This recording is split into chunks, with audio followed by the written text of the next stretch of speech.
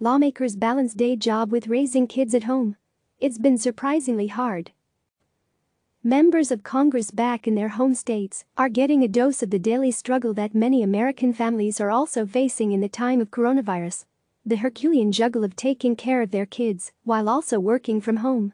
It is a far cry from the typically regimented schedules of suited-up lawmakers who spend their days on Capitol Hill, often away from their kids for the majority of the work week. And it's led to some unexpected moments. Democratic Senator Tammy Duckworth of Illinois is sprawled out at the kitchen table working between 4 laptops, 4 phones and worksheets for homeschooling her daughter. She's forgotten the mute button on a conference call with the Senate Democratic caucus while coaching her daughter to use the potty. Republican Senator Cruz of Texas is dressed most days in shorts and slippers, helping reboot the crashed internet connection for his kids. GOP Representative Scalise of Louisiana is teaching his son algebra, toggling between work conference calls while also preparing breakfast. Democratic Representative Katie Porter of California narrowly avoided her child being on cable TV, wearing nothing but her Little Mermaid robe in the background. And Democratic Representative Mikie Sherrill of New Jersey is bribing her kids with ice cream to help get a video town hall with her constituents uninterrupted by a fight between siblings in the background. In interviews with CNN, these members provided a candid and humbling assessment about how working from home as a member of Congress is going so far. It's been surprisingly hard, Duckworth told CNN, with her 2 children yelling at times in the background.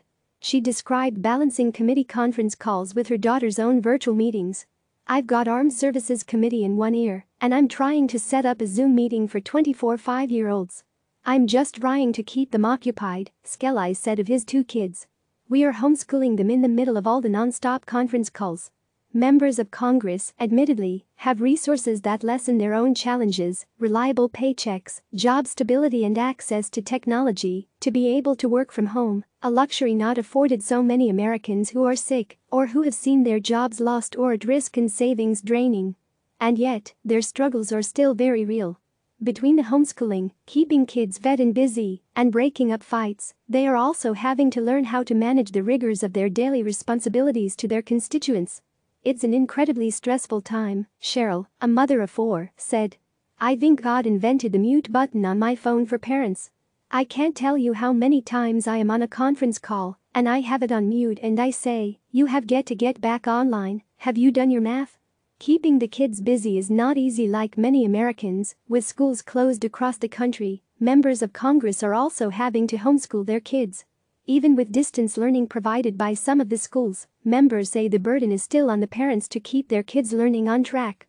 With homeschooling, I am a kind of a taskmaster, get to them to their desks, get them in front of the computer, make sure they are doing some form of work," Sherrill said. Additionally, Sherrill's husband has been battling coronavirus. He is now on the mend, and she has been able to hand off some of the homeschooling responsibilities, especially at times of the day when she reaches the limit of her patience. "By the end of the day, I think I am a little done with some of the drama of homeschooling," she said, and he is much more patient at the end of the day. Duckworth said there are a lot of tears in trying to keep her oldest daughter, who is 5 years old, focused on her schoolwork, and that she's had to lower her own expectations for what she and her daughter can actually do from home. "I had these ideas of what we were going to do. I was like, for science we are going to do experiments. And every day we are going to do some reading and some math, and we're going to do some science and art." But those early visions she had of homeschooling were just not attainable. Now, she says if her daughter completes 5 worksheets of a preschool workbook she bought, she declares it a win and considers her daughter done with schoolwork that day. Scalise, who was a few courses short of a math minor while at Louisiana State University, has been stepping up to help his 10-year-old son with algebra. "I get to kind of refresh the dust off those old skills," he said.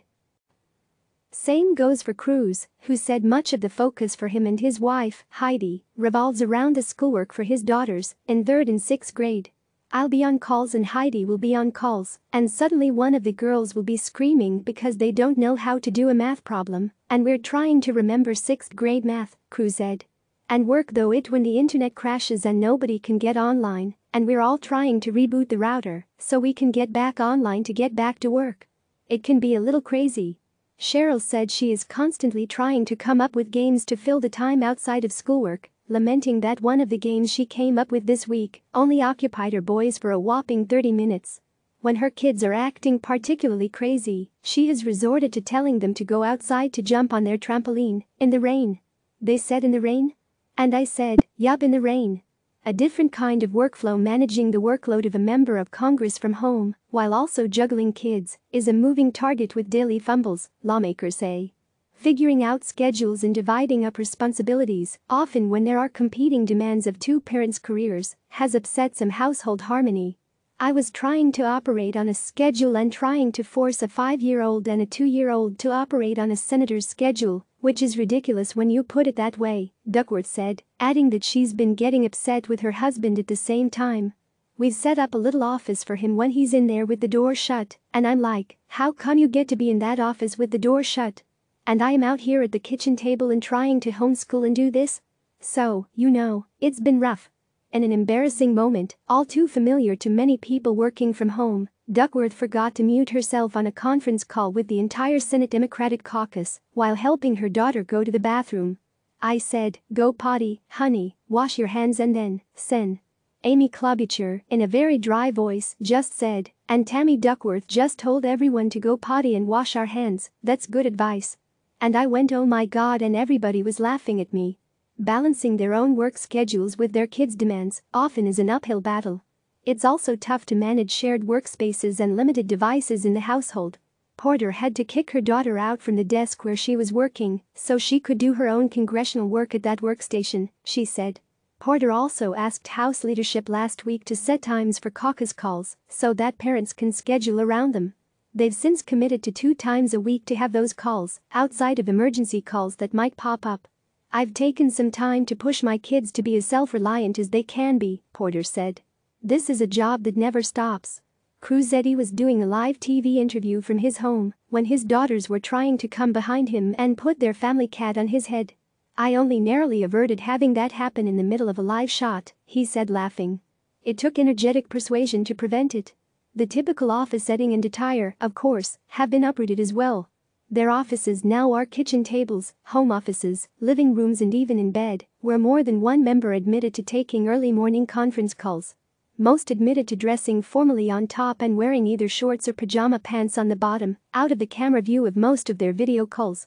Pajamas or not, like most Americans, the members say this is an incredibly challenging time both personally and professionally that is nearly reaching a breaking point. Cruz said his daughter screamed last week, "I can't stand being in the house anymore," he recalled. "I think a lot of us feel that same way." Click subscribe to receive the latest news.